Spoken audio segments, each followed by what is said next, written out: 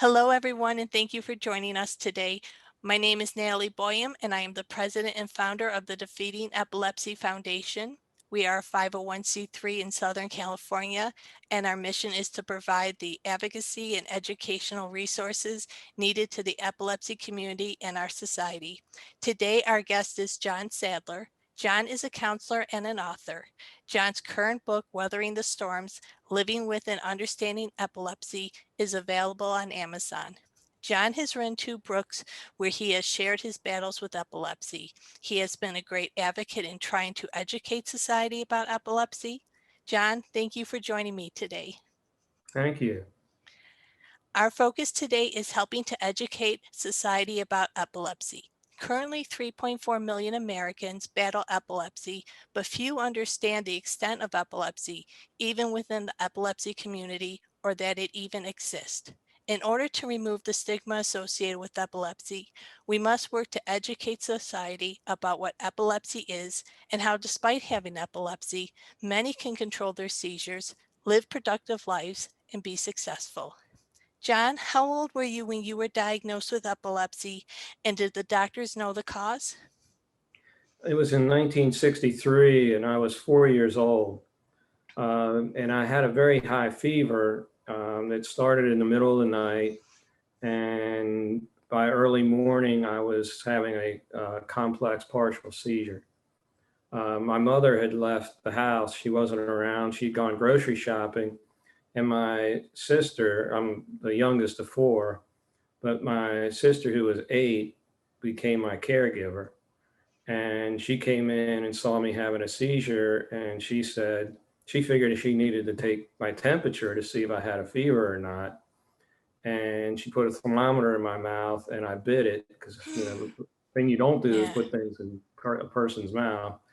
And the mercury went everywhere, and the seizure was getting progressively worse. And she was terrified. She thought she'd killed me. oh, I And bet. That is scary. I can't imagine what that felt like, especially with your sister at such a young age, what that must have felt like as a child to experience that. yes, well, she went back downstairs. Fortunately, I was kneeling at the time. Some reason I was on my hands and knees. So when I bit into the thermometer, it went out of my mouth. But this was back before we had cell phones, and she had no way of contacting my mother. I know, and that's So the scary thing, just having to wait till your mom got home. right. And then when a little while later, our mother came home from the grocery shopping, and she told my mother what was going on. And my mom ran upstairs and grabbed me and ran out the door and got me to the hospital. And the seizure's continuing. So by now, it's been going on for a few hours, and it continued for a few more hours at the hospital. And my parents were terrified because they were told, the doctors told them they didn't know what I'd be like when I came out of it. Oh my Uh, goodness. so fortunately, when I came out of the seizure, my mother, she never forgot it. She was like terrified of what was going on and what was going to happen. And the first thing I said to her was, "Mommy, I'm hungry." And she was so excited. She jumped out of her chair and ran around the room, and she's yelling, "He's hungry, he's hungry." And I never understood what it was all about. In fact, I didn't remember it at all. Somebody else told me about all this. My siblings did. But, that was later in the afternoon then. So imagine being in a seizure probably a good 8 hours, and then my body was exhausted. So I was sound asleep. Oh, And wow. yeah, I really learned more about it though when I met somebody about 40 years later whose child went through the same kind of thing.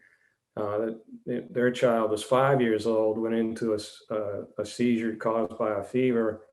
And when I met the person, their child was 22 years old, but still had the mental capacity of a 5-year-old. Oh my goodness. How hard to live with that. Yes. That there. So their child had seizures, and also he was real interested in my experience and Oh, what I could wow. do to help him and share with him. So with experiencing this, what was it like growing up with epilepsy, and how did it affect your family? Well, they put me on, well, back then there were only 3 medications available, and they put me on phenobarbital, and I became kind of the zombie-like person. My siblings called me the little old man because my speech was somewhat impaired. I talked very slowly. I didn't respond real well to questions and things, and they just thought that I was, you know, a little old man. And my parents were distraught because people with epilepsy, especially back in 1963 and in their generation, in some cases were sterilized and other things, just labeled and all. So they had no idea what my future was going to be like. And my siblings, it was kind of tough on them who, because, their little brother has epilepsy and now he's the focus of the family. But my sister, who put the thermometer in my mouth, she went on, when she got older, went on to college and got a nursing degree, and for over 35 years worked in an ER. And she wrote a letter to me one time and told me about what she learned through my seizure and the influence it had on her in becoming an ER nurse. Oh, how wonderful that she took what was a frightening experience and decided to make it into something good to help others.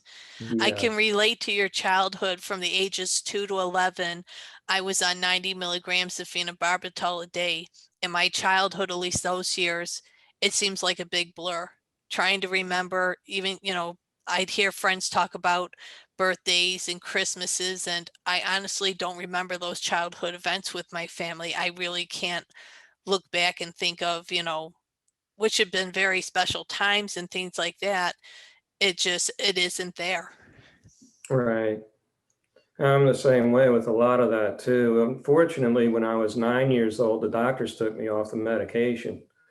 I had deja vu and I had some absent seizures, but back then that wasn't, they only were looking at the grand mal or the what we would call a complex partial a day. Yeah. Uh, but that's, those things that were happening to me, they took me off the phenobarbital. And in some ways that was really good. And I did really well until was in college and I was 18 and suffered a brain injury from a sailing accident. I was on the sailing team and took a severe blow to the head from the Ooh. boom on the boat and was knocked unconscious. And again, back in the late 70s, when somebody had a blow to the head, it wasn't that big a deal. I mean, if they could talk to you, they were fine. Yeah. Well, knocked unconscious. I was dealing with probably some brain injury, and received no therapy on it, and didn't realize myself what happened until the next day when I had to take a written exam and was trying to write out the answers to the questions. And I had the facts, but my sentencing structure was terrible. And I got a C on the exam, but I was at least passing. But I didn't even believe what I had written. Oh, wow. And then a little while later, I started having that deja vu again, those auras where you get that wave of nausea kind of feeling. And Mhm. I didn't realize what it was until almost a year later when I had a grand mal seizure. Oh, wow. So this took place when you were in college, Yeah. the injury to the head. What was it like to go through college and experiencing having epilepsy, having seizures while attending? Well, my first seizure I had while taking an exam, and we were in an auditorium, so there were 300 people in the auditorium, and I stood up and screamed. And I vaguely remember, I knew what it was like before the exam. My anxiety level was off the chart. I didn't sleep at all. I couldn't eat. I tried eating some soup, and my hand was shaking so bad I couldn't keep anything in a spoon. So anyway, I went into the exam, and my brain went blank. I couldn't remember how to solve the problems. And eventually I was just staring at my paper and it started to get smaller and smaller and everything around me went black. Oh my And goodness. then the exam disappeared and I woke up in the infirmary. Oh my goodness. So what I was told though was I stood up, screamed, I threw up all over myself. and was having a grand mal seizure. And Oh, there was enough fellow student there who took care of me. His father had epilepsy, but this was back in the days when they taught you how to pry your mouth open and put something in your mouth, which we don't do anymore. no. Oh my goodness. Well, thank goodness there was someone there who was familiar with it and was there to assist. I think that's one of the things, because such a lack of education about epilepsy in our community. There's plenty of people who would have not known what to do, or like you said, they might try to pry your mouth open. They might have done something where they would have caused more harm than good, not knowing what to do. Right. Well, the doctors at the infirmary said, well, you're one of those students who just stressed out and, you'll be okay. And then when they heard I'd had a previous seizure, they contacted my parents and I had to go see a neurologist and all. And the neurologist told me it was a freak thing. Don't worry about it. Put me on medication. And I didn't think it important to take the medication because the neurologist said it was a freak thing. And Oh, 6 months later, I had another grand mal seizure. yeah. And I saw a different neurologist, and he basically gave me some rules to follow, like take your medication, and also to make sure that I ate 3 meals a day and stayed hydrated and got sleep. And being 19 and in college, he said, you can't drink alcohol anymore. And I was like, oh, come on, man, got to fit in with the group. And, so I pushed that to its limit, but I also learned that a few years later that alcohol and my medication didn't go well together. No. But so despite having epilepsy, you were telling me that you still were able to get married and have a family. What was it like being a parent and having epilepsy? That was the toughest part. I thought getting a job and working, I wound up working for the Navy, and that was tough in itself. So there was the stress of work. And then I went to, it was several years before we had any children, but with our first child, then I was, again, losing sleep. I wasn't getting my 8 hours of sleep. I was stressed out about the child. I was stressed out about having a seizure in front of my infant. And then again at work, I had all the stress from work and all. And I started having uh, complex partial seizures. Mm. And that was really hard. I mean, especially being the parent. Well, first of all, my wife had a real hard time with it when I had a grand mal seizure. It was the first time she saw me have one. And then my child is amazing what an infant or maybe like a 1-year-old can comprehend because he didn't say anything for almost 2 years. Oh my And goodness. he had witnessed me have some seizures. And one time I was swatting at a fly and he saw me clap my hands, which was something I typically did when I had a seizure. And he looked at me and he goes, "Uh-oh, daddy." Oh my goodness. And I was like, wow, that hit me pretty hard. Yeah. But we were always trying to teach our children, teach about my epilepsy and what to do if dad has a seizure. And fortunately, I changed jobs, so I reduced my stress level. That was a big help. And I was able to get control of my seizures again until my children were about 10 years old. And then I started having more seizures. And the oldest became my primary caregiver. He was pretty well, he knew basically I carried information the doctors would need in my wallet. So he knew to get my wallet out, where to look in my wallet, to pull it out, to give it to the emergency responders or anybody else that might need it. Oh, Uh, thank goodness. That was great that you taught them, because there's so many people who, when they have pre-existing conditions, I think they're afraid to really connect with their kids about it, worried, not they will show a sign of weakness, but they don't want to put that stress on their kids. And the hardest thing for me, my children are 9 and 6, but I realized once they were old enough to understand, even though my seizures, I've been lucky, I haven't lost consciousness in 16 years. I could tell after I had my youngest, there were changes in my body and then situations in life where I got stressed. I wasn't at that point seizing, but I was having migraines easier. I was, tired a lot easier. So I had, my gut told me my body was changing. There was a risk it would happen. And especially with the thought of opening my foundation, I wanted my children to understand why it was necessary that I did this. This fall, I got COVID. I went to the hospital and they didn't take me seriously. They wouldn't test me. I went to the county center to get tested. But when I went to the hospital, I picked up a bacterial infection, didn't realize it. And for 2 months, I thought I was battling COVID, where I had this infection going through me, got heart arrhythmia and swelling on the brain. And thank goodness I couldn't take it anymore, because I, along with being an advocate, I'm a research assistant and I'm preparing with a professor of mine to publish a paper.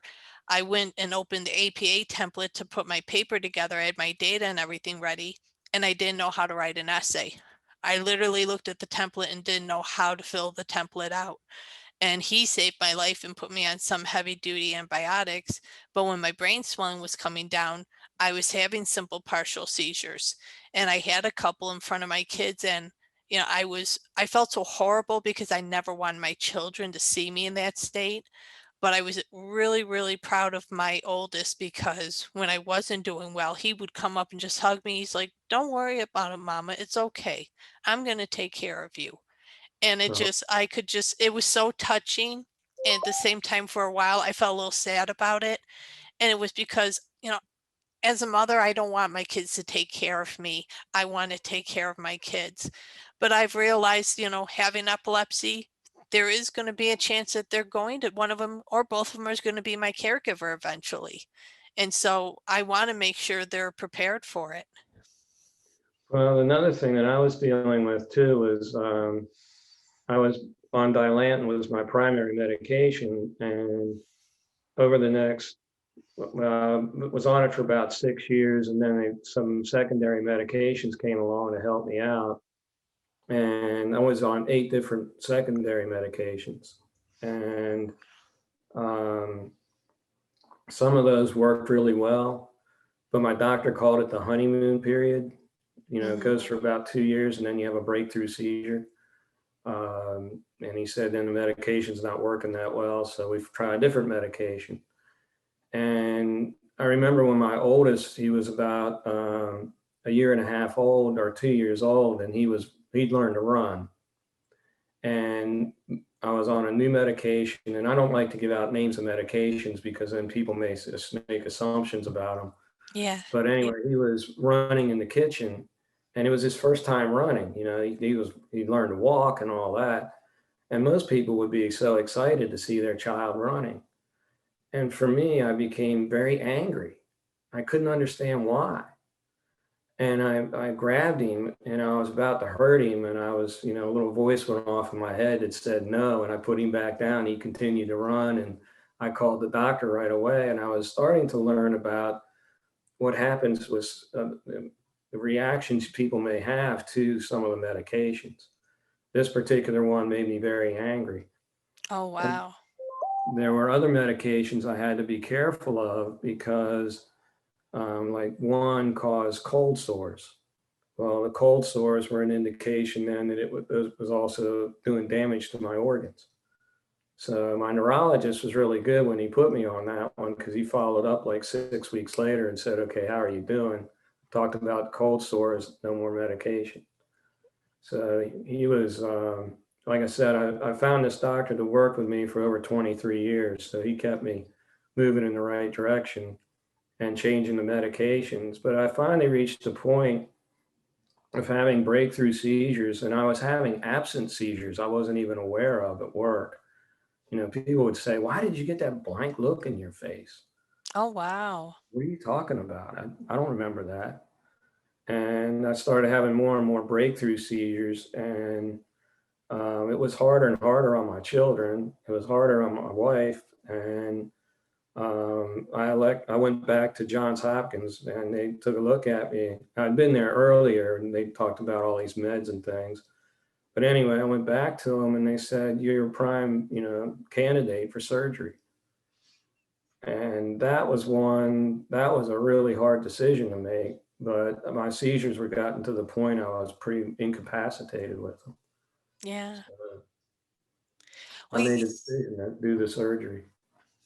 So when we were talking previously, you were saying that it took, a different combination, many different combinations of medications, and mine have been controlled for the same way, but I found the frustration of, despite my seizures controlled, a lot of side effects come with it. What were some of the side effects of medications you felt or experienced? Well, like I just mentioned, the anger was a big one. I think there were two medications that caused that to occur. There's frustration, those types of things, sleep deprivation, which was not a big help. Um, and the other things are some physical things too. Like I've been on Dilantin, so I've had to watch my gums and my teeth, um, and those types of things. And I get my blood levels checked on a regular basis just to make sure we don't spike anywhere. Yeah, Because one of the big things that I learned is you may be on a medication for a while and everything seems really good, but if your body doesn't metabolize all of it and you continue to take more of it, and your body, it's going to slowly build up. So yeah, after a few months, you can go toxic. And you probably know what that's like, going toxic, when your body, you can't think straight. You just feel crappy, or you're very tired or whatever. A lot of different symptoms, but those are things I try to make people aware of too, is be careful with your medications. And another major thing is I kept my doctor informed, because if I was having an issue, he worked with me. And that's good. if you get a doctor who's always pushing Keppra or some other medication, that's not a good thing. You need to find one that works for you. Yeah.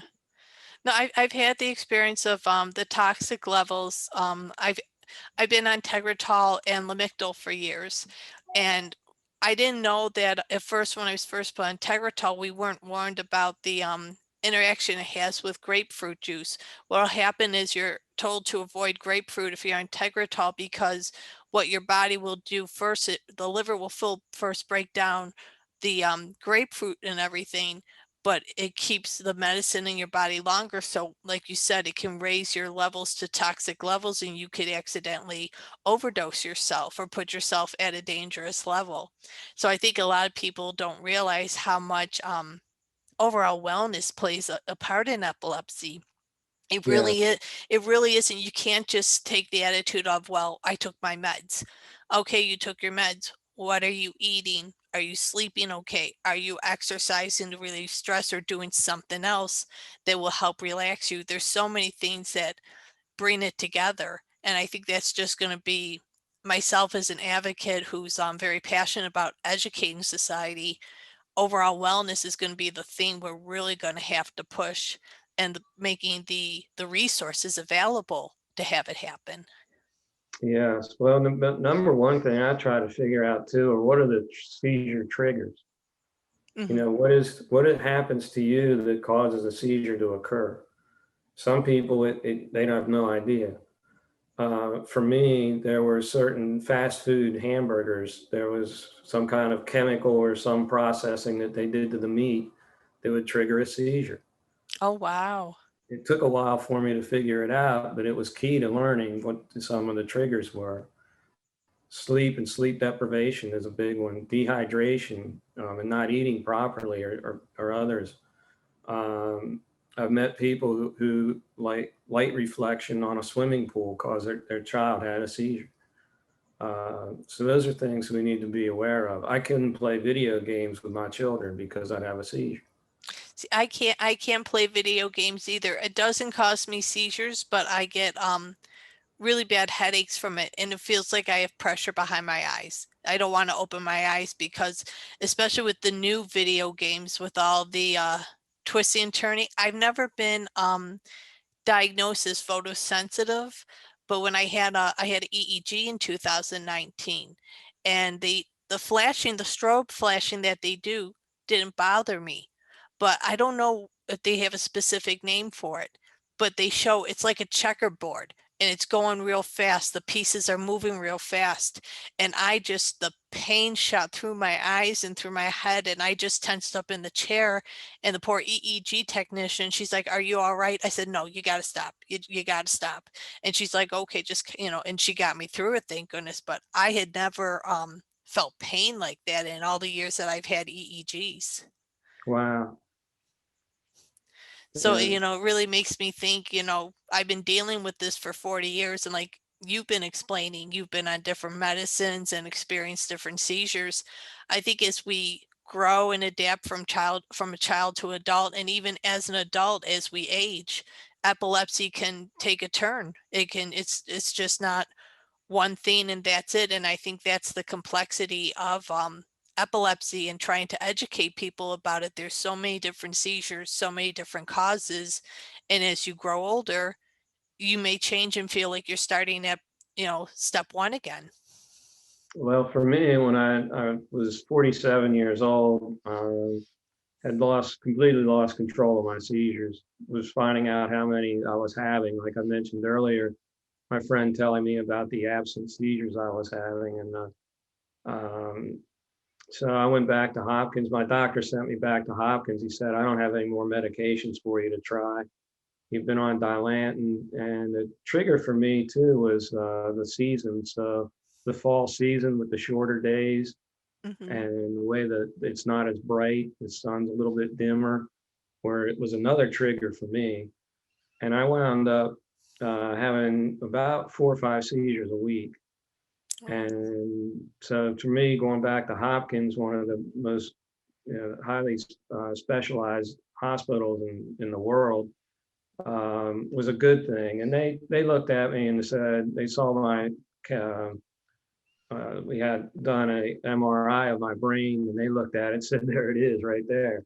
Oh, And wow. yeah, they then ran me through a series of tests, and the testing was interesting. The week-long EEG and lowering my blood level of medication was the scariest part because I was having a seizure a day, grand mal seizure Oh, a day, or excuse me, a complex partial seizure a day, plus several other mini seizures. And I was learning a lot about where I really was during that week. And so that really created some trauma for me to sit through that. And then going through the surgery itself, uh, I didn't know who I would be when I came out of it. I didn't know if I'd recognize my children. now what part of the brain did they remove? I know you were telling me that they removed one of the lobes. What area did they do surgery on?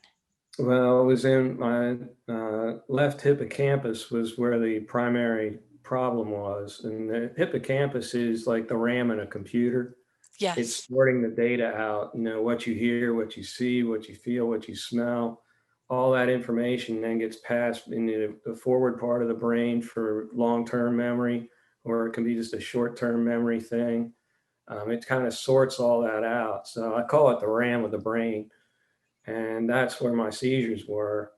And to get to it, they had to go through my piece of my skull out about 2 inches by 3 inches, and then had to take out about a third of my left temporal lobe.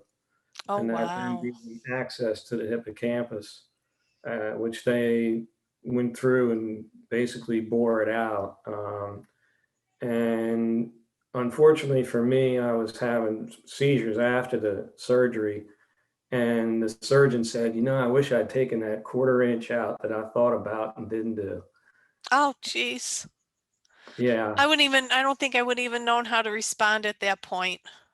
Well, my problem at the time was the after the surgery, the doctors came in the next day and they said, "Well, what's the name of the hospital where you are?" And I'm looking at them like, I have no idea. And he said, "You're at Johns Hopkins." I said, "Okay." And then it said, "What's your name?" I got that right. I got my wife's name right. I got, those basics right, which was a good thing. And then they asked me, again, "Where are you? What hospital are you in?" And I was like, "I have no idea," even though Oh, it I'd affected your heard it short 2 term. minutes before. So then my neurologist came in and he looked at me and he said, John, what's 100 minus 7? And I remember looking at him like, what's 100? Oh, wow. So what I learned through it all, though, was eventually I was able to start put the numbers together. But what I learned was people who've gone through that kind of brain trauma, it doesn't necessarily mean they have to relearn things. They have to rewire their brain to get access to the information. Oh, no, I can see that. Yeah. So my right temporal lobe now had to become my dominant manner of accessing the information. And I just had to create ways then of needing to get there. Oh, that's neat. I can't imagine what a journey it was like to have to, I guess you say, reprogram your mind so that you could function, do the basic functions, knowing the material was there, but just how do you process again? And I think a lot of people don't realize how important what an important part of the brain the hippocampus is. Myself, I have frontal lobe epilepsy due to a traumatic brain injury, but I've also had seizures in the temporal lobe. And because a lot of times my seizures were starting there, they would turn from just a focal seizure into a grand mal, or what you would call bilateral tonic-clonic. And because of the locations over the years, my hippocampus shrunk. And also I used to be on Topamax, that was also a contributing factor. And so it's kind of ironic that I could remember things years back from certain things, but if I work with my colleagues and they need me to do something, I always have a pad and paper ready, because I know in the meeting, if I don't write down what they need and when I need to get it to somebody, it's not happening. It'll go right out my mind the moment I'm done. So some of my things that I struggled with then was going back to work, again, being an engineer. And my boss said, okay, we got a special project for you. He said, nobody else wants to do it, but we're going to give it to you. And I said, okay. He had me go working in construction. We had a project that had like 100 change orders one summer. And he said, I want you to go through each one of these change orders and do an analysis of, the pricing and the costs and how things were broken out. Hmm. And I was able to do it. He didn't care when I finished. He said, whatever amount of time it takes you to do it, you do that. And it was a little over 3.5, maybe 4 months later, I was able to finally finish up. And as I was doing it, I was learning about how I've become dyslexic. Oh, wow. Like I would write 105,000 down and I write 100,500, which is 100,500, Hmm. and not realize that I'd transitioned the 0 and the 5. And no matter how many times I looked at it or tried to do it, I made the same mistake over and over again. Oh, wow. And then it also helped me, just like I was talking about earlier, it was teaching me to rewire my brain. And there were some other things I did too, like I tried to learn verses to a song. So I had learned to play Amazing Grace on a piano, so now I was going to learn the words to it. And right Oh, after surgery, it took me 6 weeks to memorize the first stanza. But it got easier every time I did it. So the next stanza took like 4 weeks. And I was cheering like crazy when I could remember both in the same time, and sing the whole thing. And when yeah. I got up, to the fifth stanza, that time it took me like 4 days to memorize the last stanza that I did. Oh, nice. So again, it's a matter of, okay, I have to rewire my brain. I've got to get things going the right way. No, and that takes time. It's the truth. It really does.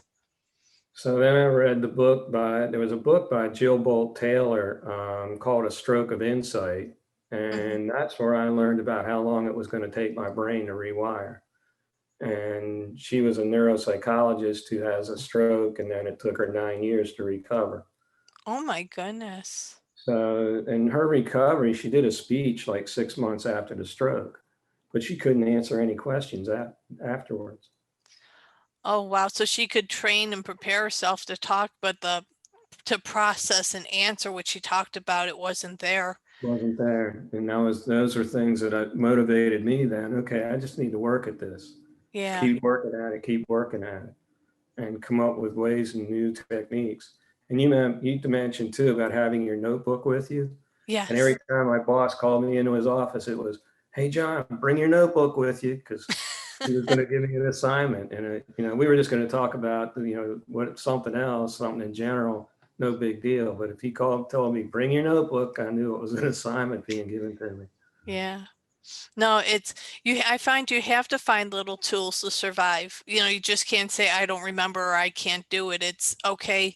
I know it's more challenging for me, but how can I teach myself or adapt so that I can participate and do what I need to like everyone else?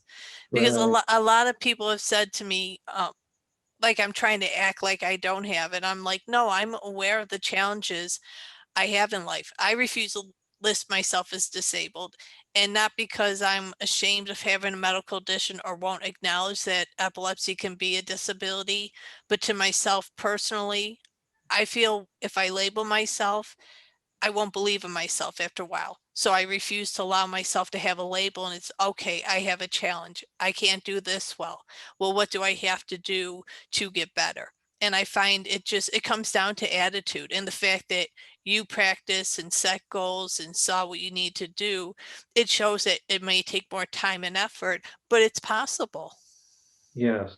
I think what really changed my life, though, after all this was, um, I was trying to set a meeting up with a gentleman who, through work and all, and we were talking about availability, and he said, "I won't be available next week." And I said, "That's okay." And a little while later, he said, "Yeah, I'm taking my son on a Make-A-Wish trip." And I'm like, "Oh boy." And Oh, then another couple, we were still talking about a date and a time, and he goes, my son has epilepsy. oh And wow. again, I was still dealing with this whole thing of what my dad had told me when I was 19, never tell anybody, Yeah. only those who need to know. And the fella thought I hung up on him because for over a minute, I debated what to say to him. Oh, And I was sitting there, I was going, "Look, the kid's going on a Make-A-Wish trip. It's got to be something really, really serious. Keep your mouth shut." yeah. So my response to him, and it shocked me when I said it, was, "Your son and I have a lot in common." Oh wow. And he just said, "What do you mean?" And I said, "I have epilepsy too."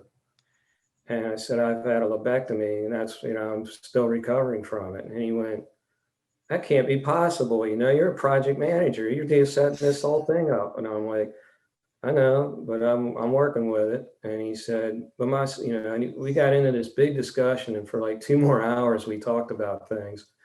And he didn't know about the triggers to seizures. He didn't understand some of the key things that his son was dealing with. The fact that his son could hear him when he's having a seizure. Oh wow. I mean, these are like, to me, it was like everybody knows this, right? He didn't realize the side effects to medications and what needs to happen if your child's having these side effects. And giving the child like a pair of sunglasses when he's outside was a big, it stopped the seizures because he wasn't Oh seeing wow. all that bouncy light. And especially when he went down to the swimming pool, you get all that reflecting light and stuff. That was a seizure trigger for Oh this wow. child. And that really motivated me. That's when I turned around then and said, "Okay, I need to crawl out of my hole and start sharing more information with people."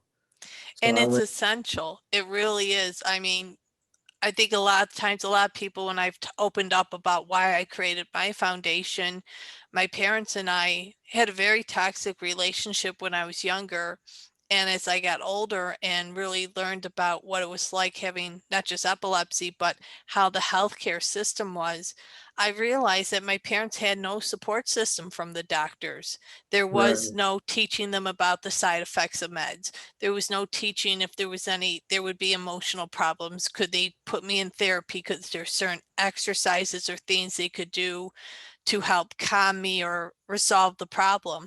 It was just give her medicine. If she has a seizure, take her to the hospital. So, I mean, my parents had not even just from the doctor. I mean, my mom's family was spread out all over the place. My father's family lived in all different parts of the country. So there really wasn't anyone they could just turn to and say, help. And it just, Right. and I could see, how much it overwhelmed them. And even looking back now, I remember just my parents being frustrated, but I think it was they felt like they were constantly walking on eggshells. If we do this, is Natalie going to have a seizure? Well, if we try to, go somewhere and do that, will Natalie end up having a seizure? It was always based around, was I going to seize or not? Yeah. Well, actually, what happened for me then was I became a mentor at the Epilepsy Foundation. So then I could Mhm. start reaching out to people. And I was seeing a counselor at the time, and he said, you ought to consider pastoral counseling. So I checked in at Loyola University and got accepted into their program. And it was a 5-year program to get a master's degree. And I had no idea how I was ever going to get through it. There was just, I mean, my memory and what I was dealing with, there's everything was telling me why, saying you can't do this. And Mhm. another part of me was saying, you can do this, you go for it. So my very first class, I failed the first exam because it was a fill in the blank questions. And I could come up with the first letter of the answer, but I couldn't give you the whole word. So a cohort that saw the big F on my page and took me up to see the professor. She said, I won't let you leave unless you tell the professor. So eventually I did. And he said, what do you need? And I said, give me like, I don't care, 9 or 10 words under each question, and I'll pick the right one. Mhm. And that's what he did. He gave it to the whole class that way then, but it Yeah. wasn't like an ABCD type of thing. It wasn't a 1 and 4 or something. And a lot of the words started with the same letters, but I could still identify the answer. And I got a B on the next exam. Oh, nice. Amazing how we learn how our brains work too. Some people have learning disabilities, what we would call learning disabilities because of the way things are presented to them, but they can be brilliant, you know, they Oh, can yeah. be very smart. They just don't learn in that manner. They learn in another manner. And that's what was happening for me. So he let me record the class. So when I was trying to take notes, I couldn't remember the subject as I was trying to write out the whole sentence to go with it. I could remember like 2 or 3 words and I'd get excited about that, but I couldn't finish the sentences I was trying to write. Mhm. And so he let me record the classes so then I could play it back again. And I was, keeping notes that way. And eventually, too, the school changed everything over. So they were recording all the classes and you could pull them up on a website. Oh, nice. Oh, yeah. And then writing papers and things, I learned about there were systems that you could download on your computer to like Dragon Naturally Speaking. Well, because my Mhm. problem was I have an idea and I was going to try to write the paragraph, but I couldn't remember the idea long enough to write the whole paragraph. But with Dragon Naturally Speaking, all I had to do was talk to my computer and it would appear on the screen. Yeah. So there were things that I found that very helpful. Kindle books were very helpful too. So people were asking me, how are you getting through this and all? And I would explain to them. But anyway, I got through that first class and I found out why that professor was so interested in helping me. And that's because his mother had epilepsy and Oh, played a wow. significant role in his becoming a counselor and a pastor. So it was very interesting to hear his background. And he was looking at me like, you got through this course, you'll get through all of them. And actually I did. Awesome. Well, when you became a therapist and you were working as a counselor, how were you able to help people who were battling epilepsy and depression? Well, a big piece of it is I could relate to what they were dealing with. And the other thing is, so like some of the things we talked about tonight, I use that to educate people more about epilepsy and start to remove the fear of it and replace it with, here's the facts. Let's get rid of the fear side of things. So I worked with families. I worked with children whose parents had epilepsy. I worked with parents with children with epilepsy and learned a lot from them.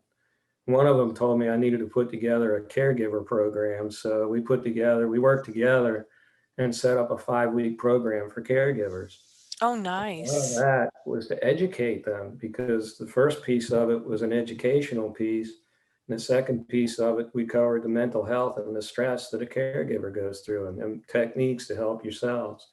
And then we also set people up to have their group continue, or at least have each other continue to be support for one another as caregivers.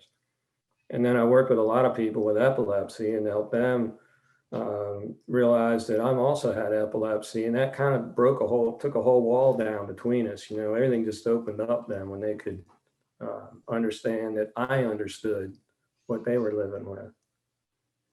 No, and I So, and I think that's a big help. I think when you can relate to somebody who knows what it's like to deal with it, you don't feel alone, you don't feel isolated, you feel like, okay, someone gets it. And I think it really helps for them to not just open up, but also to give them chance to heal. When you with people who know your pain, might not know specifically what you feel, but have a general understanding of it, I think it's very therapeutic for people, and they can see they can get through it without feeling isolated. oh, definitely. So I got certified in what's called the Uplift program, and it's to help people living with epilepsy deal with the stress of it and the depression. And we use a mindfulness technique, so you can, I ask people, well, how does your left big toe feel? And they're all stressed out. And I'm going, no, tell me how your left big toe feels. And they look at me like I'm crazy. But once they start feeling the things that are around their foot, and then you really concentrate on your toe, you really can do it. And all of a sudden, all that stress and everything that you had going on goes away, because your mind now is focused on something inside your body. It sounds like, is that biofeedback technique? I've heard of that, where you focus on parts of the body to relax them, and then it helps to bring you into more of a calm state, just breaking down parts of the body until you relax. Yes, and there's been some research done with it on that too, to help people. If you can bring your stress level down, it can reduce the number of seizures you have, because stress is a key trigger to seizures, not Oh, just mental absolutely. stress, but also physical stress. So, but again, for me, being able to relate to the epilepsy side of it, we didn't always follow the program exactly as it was presented, because we got into some things that people were dealing with, or, struggling with. And it was interesting how most of the time there would be only one or two people that would open up on the first session, but by the third session, we had everybody be opening up about what they were living with. Oh, that's awesome. Yeah. It really is. In the past when we were talking, you had mentioned to me about living with post-traumatic stress disorder. I have PTSD, and at times I've actually found it's more of a challenge for me than actually living with epilepsy. But what has been your key method of living with PTSD? That's a really good question. And my what really triggered my PTSD was, I'd been through the brain surgery and those things. That was pretty traumatic. Hmm. But I was so focused on healing, it didn't get to me very much.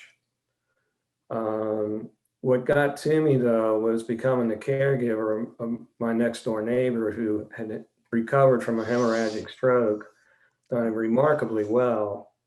And then one night came over to see me and said, something's wrong. And I looked at her face, and I could see her eyes were going like all over the place. Oh my goodness. And I said, you're having a seizure. And I got her to the hospital. And the next day I went in to visit, just see how she was doing. And I walked into the hospital, and I was walking into Johns Hopkins. Hmm. I mean, everything about this hospital that I was going into here in North Carolina suddenly became Johns Hopkins. I Oh, was looking wow. down, I was looking down the hallway, and this kind of dim, not very, well, it was pretty well lit, but not as bright as Johns Hopkins. It was very bright, very, it was wider, and it was kind of interesting. And being a counselor, sat there and said, you know what, I know what's happening now. I'm having this flashback. I got to just take it easy and make sure I get through this. But as my neighbor's seizures progressively got worse, I was then having going through it myself when they, because they were always calling me as their first responder. I mean, your next door neighbor. Yeah. And we were both new to the area, so she didn't have a lot of other people to contact. And she was having seizures that lasted up to 20 minutes. Oh my goodness. And that was about a year and a half after the first seizure. And I was right there having seizures with her. I believe it. I And mean, not physically, but psychologically, I was having my own seizures again. So that's, you kind of be reliving that kind of thing. And eventually her family, they made arrangements and everything, and she went to live with a family member. But I was, I totally broke down.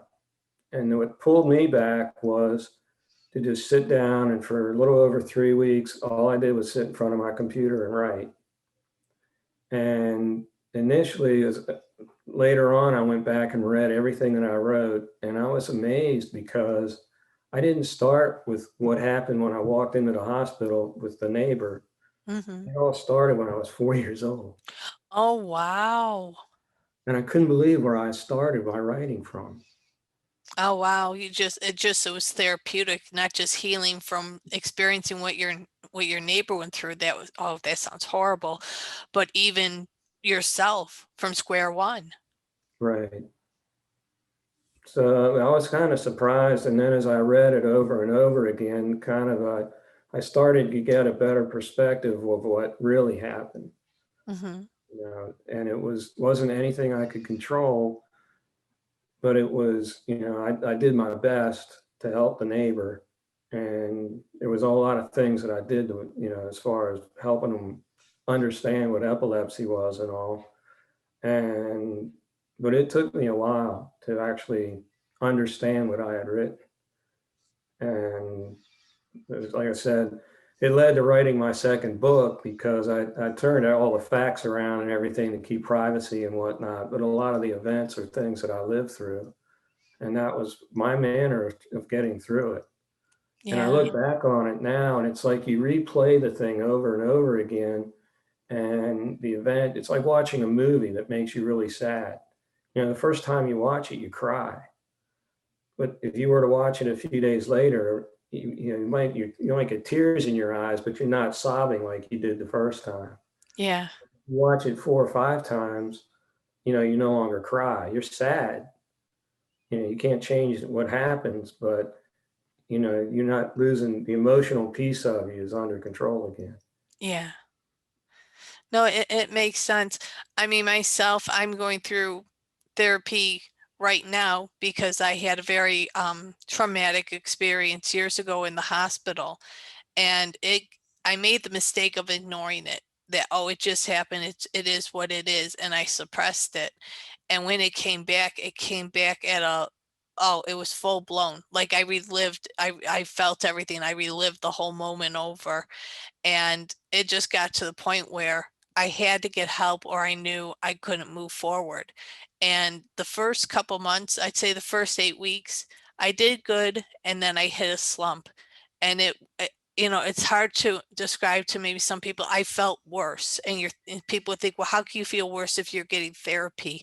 And I think people don't realize really how much the complexities of the brain, especially your subconscious, you're trying to Yeah. heal layers of traumatic experience. You're trying to break away that negativity and find a way to adapt to it so you feel better. And just the first part of it, the acknowledgement, was just the hardest. And one of the things my therapist had me do, she had me write about what happened to me. And it was just at first a very basic outline. And as I've gone through therapy, she's like, I want you to fill in more detail and explain what was going on. How did you feel? Why were you in that situation? And at first I was nervous to do the exercise, but as I've gone through, I realize now where at one time I was really angry, really emotional, I'm not feeling that anymore. I'm getting more calm. I told her, the person who hurt me, my someone I worked with a while back, she's like, you don't have to forgive the person for hurting you. And I said, ironically, I want to forgive the person. Mhm. And not because so much for them, I could care less how they would feel about it. I said, I want to forgive them for me so I feel better. And I think that's what a lot of people fail to see. They think they forgive. They're letting it go and it's a sign of weakness. They gave in to who hurt them or what the experience was. But I have found in going through therapy and working with a counselor, it's really about you, helping you. And I hope in wanting to promote more mental wellness and well-being for people with epilepsy see, there's times in life it's okay to be a little selfish and say it's all about me when it's to heal and do better for yourself. Yes. And I think that was a big thing for me with as I was reading through what I had written, and then I started to transform it into a book, and there was this chapter that was missing, and I couldn't figure it all out. Like, what does all this mean? Why have I Hmm. gone through all this? Where is again? I've always believed that there's a God and there that type of thing, and there's a plan and that whatnot that the Lord has, but I couldn't figure this out. I mean, I'd done all this work with people with epilepsy. I had survived my surgery. I recovered from it. I was doing really well, and then this whole thing with the neighbors. So, what was happening with all this? And it didn't come until about 6 months later, even after that, almost a year after the event had all this stuff went down, was understanding of the bigger picture of it all. Hmm. And it's just amazing what can happen to us, and like what's happened with you and how you reach out to people. Yeah, You're not all bottled up, and it's like myself, I'm reaching out as much as I can. So it's amazing how you can live through such traumatic events, yet still have a positive attitude, recover from it and move forward. absolutely. And I love the example you said. Oh, thank you so much. I appreciate that. Can you tell us the name of your books and was there a specific motivation behind it to write them? I just asked that because of having more than one. Was there a time what you just explained was how it was therapeutic, but when you wrote the second one, was it a similar experience? Well, the first one I wrote because while I was in studying to be a counselor, people were hearing my story and they're like, "When are you going to write a book about it?" And then, being the mentor and being a counselor with people with epilepsy, I was like, "Wait a minute, I'm just reaching a few people. How can I reach more people and educating about epilepsy?" So that's where I wrote, and what's out there now is weathering the storms and living with and understanding epilepsy. And the first part of the book is just to educate people in layman's terms instead of having some doctor tell you in 10 minutes all this technical stuff. I try to explain to people the little bit of the history of epilepsy and the various types of seizures and the way the doctors talk to you and what to be looking for, what to be prepared for when talking with your doctor, and kind of just setting people up to be more understanding of what epilepsy is. And then I get into the next section, which is my own story, but I don't tell just from my perspective. I mentioned my sister, who was my nurse at the time, and she wrote me a letter about it. So it's in the book, so people can see what it was like for an 8-year-old to see her 4-year-old brother having a seizure. And I have a letter from my dad who wrote to me about, when my seizures came back when I was in college and the motivation he gave me. I write about some other people that were living with epilepsy that I came across. The, there were people who helped me out who had other disabilities that were remarkable in how we motivated one another. Um, there was this, so there's a whole other, I try to relate it to a lot of other disabilities and things so people can see that the disability can also be an ability Oh, and that ability to absolutely. relate with each other. So, Absolutely. so I talk about the brain surgery and what it was like and some of the things we just talked about, that I experienced with that. Um, And then the last section of it is about the caregivers and what it was like, not just for myself, but I mentioned too, the lady who had the child with had the 48 seizures.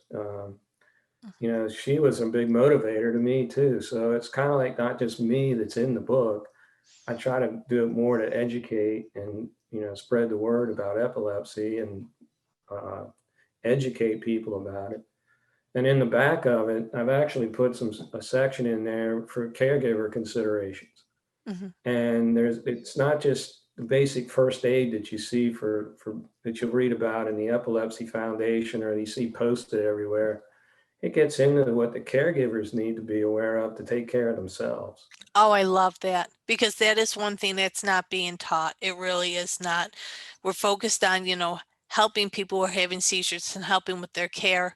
But I feel the caregivers who are part of this community, they're facing this battle too. They may not be having the seizures, but they're watching a loved one or somebody important to them have a seizure. I mean, my husband, I don't like saying he's my caregiver, but to a degree, he is. I don't want to put, and I think it's more my ego. I don't want to put that label on him, but especially this fall with what happened to me, as sick as I got, I don't think I'd be alive without my husband. I mean, my husband took care of me, plus still worked from home, plus helped with the kids. I mean, he was my hero. He is my hero, I have to say, because whenever I've been in a bad spot, whenever I've had any doubt, can I go on with this? Should I even attempt to go on with this?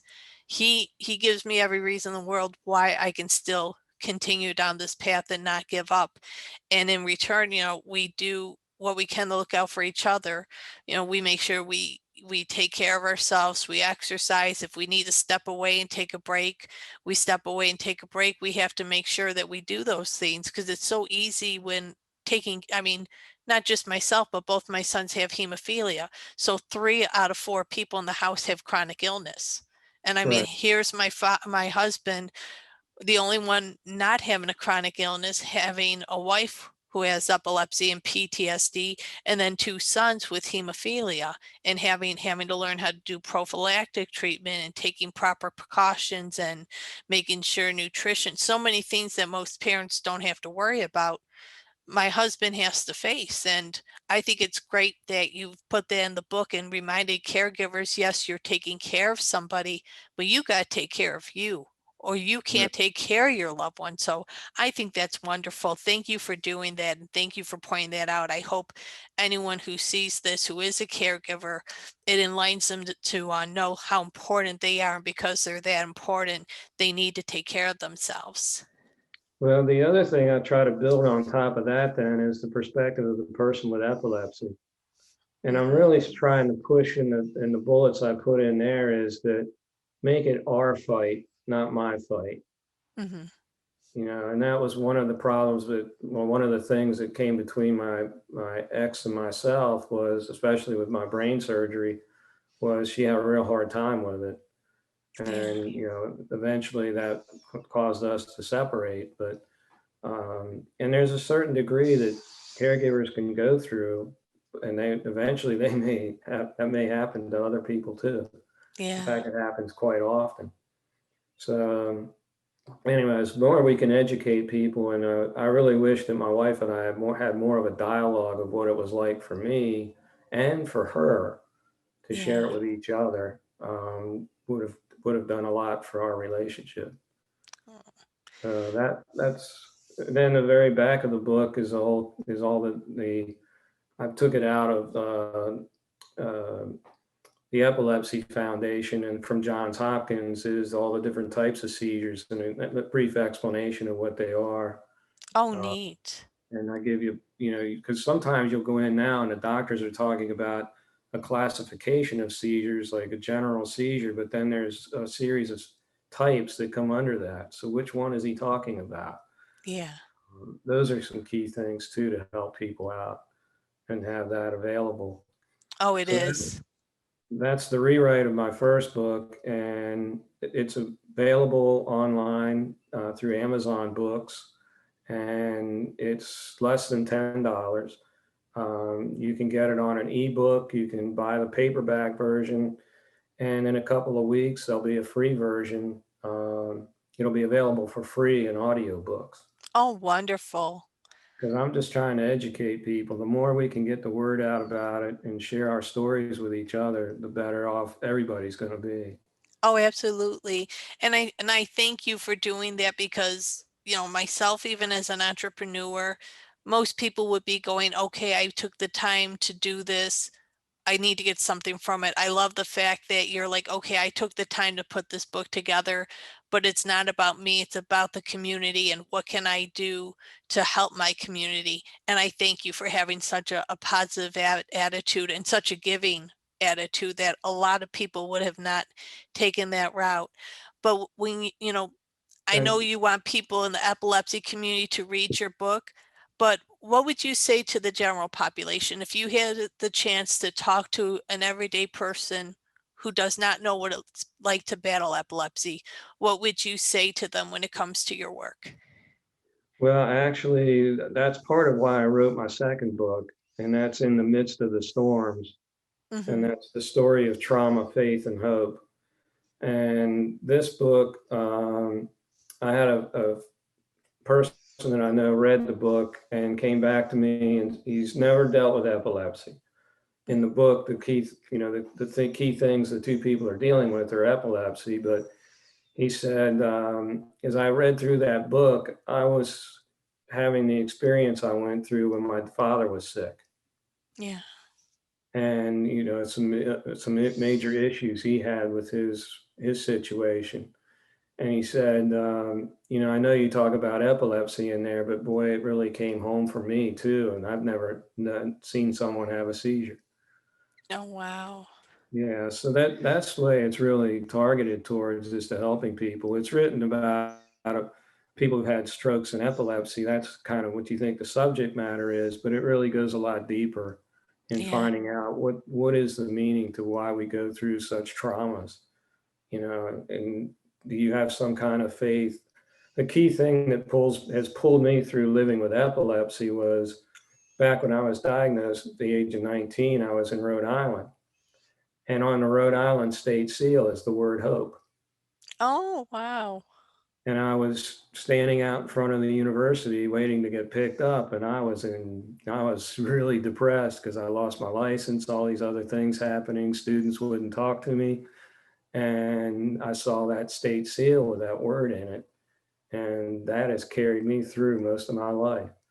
So I had to put that in the story too so those are some key things in it.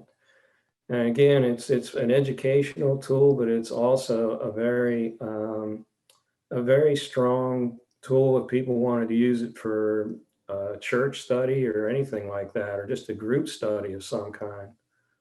So, Oh, and I started off with a poem so people get an idea of what's in the book. And it's basically about two people coming together to work together. And then, the seizures come, and they're trying to figure out what's happening. oh, So, I saw you had a copy of your book. Can you hold it up so our viewers can see it? sure. This is In the Midst of the Storms.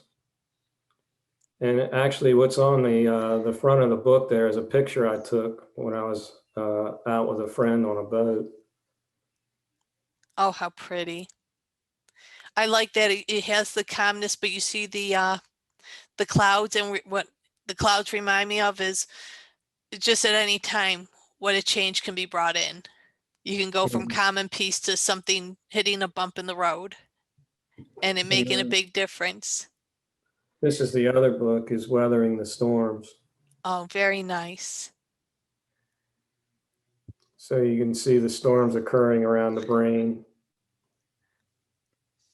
Very nice. No, thank you for sending me a copy and everything. I love your work and I love what you've done with your life to help make a difference for yourself and our community. Is there anything else you'd like to share with our guests today?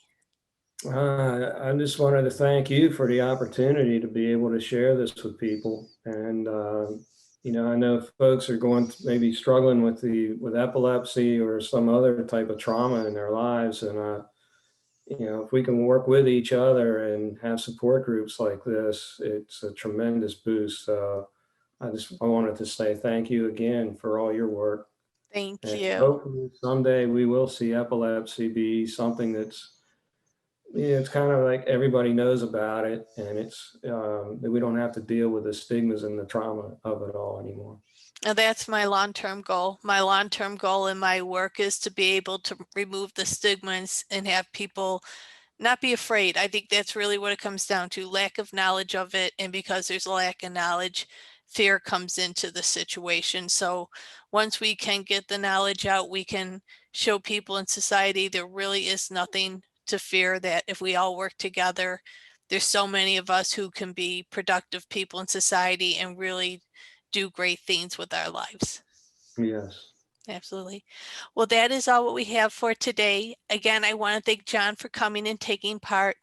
To see the great work we are doing, please like our social media pages and subscribe to our YouTube channel. We invite you to visit our website at www.defeatingepilepsy.org to see how we are making a difference for the epilepsy community. Thank you for your support, and together we will defeat epilepsy. Take care.